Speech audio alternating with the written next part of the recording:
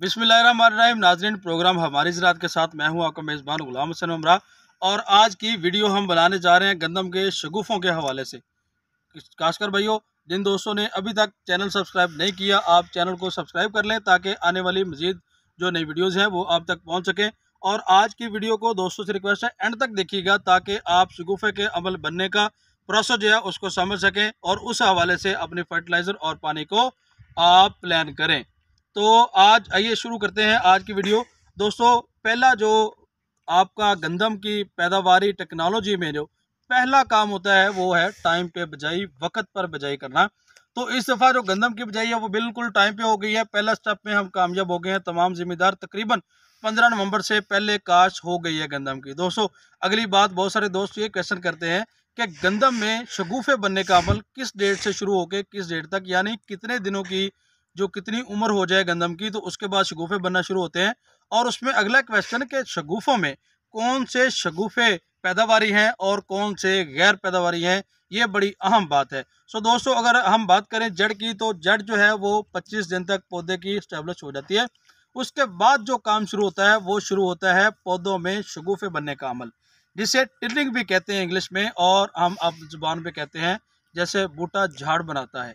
तो इसकी जो उम्र है वो 25 से लेकर 60 दिन तक पौधा जो है शगुफे बनाता है।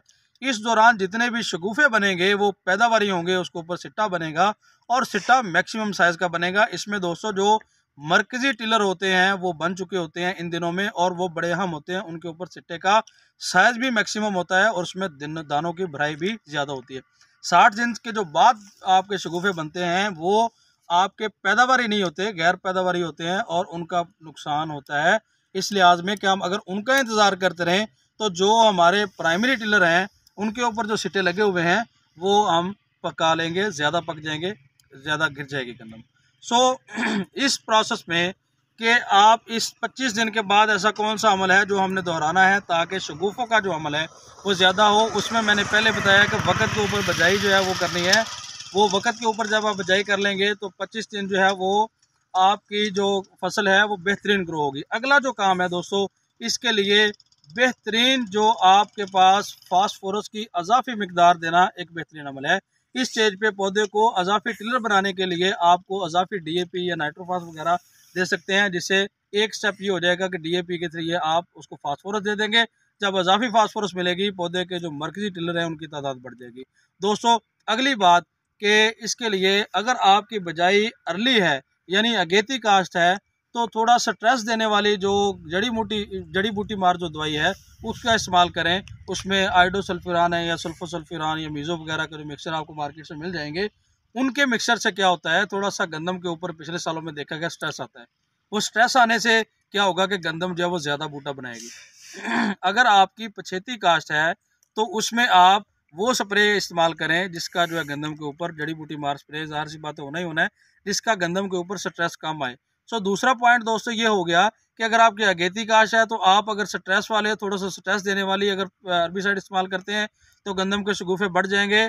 और अगर आपकी पछेती काश है तो उसके ऊपर आपने स्ट्रेस वाली स्प्रे नहीं करनी, अदरवाइज शगुफे नहीं बनेंगे। उससे अगली जो बात है वो ये है कि इस स्टेज पे अगर आप इस स्टेज पे अगर आप सल्फ़र की जो है मिकदार दे दें तो सल्फ़र भी पौधे के अंदर जो बनने वाले शगुफे उनको स्ट्रॉन्ग करता है, मजबूत करता है। और उससे क्या होगा, पौधे की क़ुव्वत मुदाफ़त भी बढ़ जाएगी और पौधा जो है वो जो बनने वाले टिलर हैं वो ज़्यादा हो जाएंगे। दोस्तों, ये कुछ पॉइंट थे।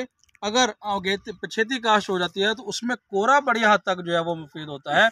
कोरा जो है वो जो कोरा, इससे क्या होता है कि ग्रोथ थोड़ी रुकती है, स्टंट होती है और जो टिलर हैं वो ज़्यादा बनते हैं। तो ये 2-4 पॉइंट थे जिससे हम जो है वो ज़्यादा से ज़्यादा टिलर ले सकते हैं। मज़ीद मालूमात के लिए आप डिस्क्रिप्शन में लिखे हुए नंबर पर रब्ता कर सकते हैं। आज तक के लिए इतना ही। नई वीडियोज़ के लिए चैनल को सब्सक्राइब करें। अल्लाह हाफ़िज़।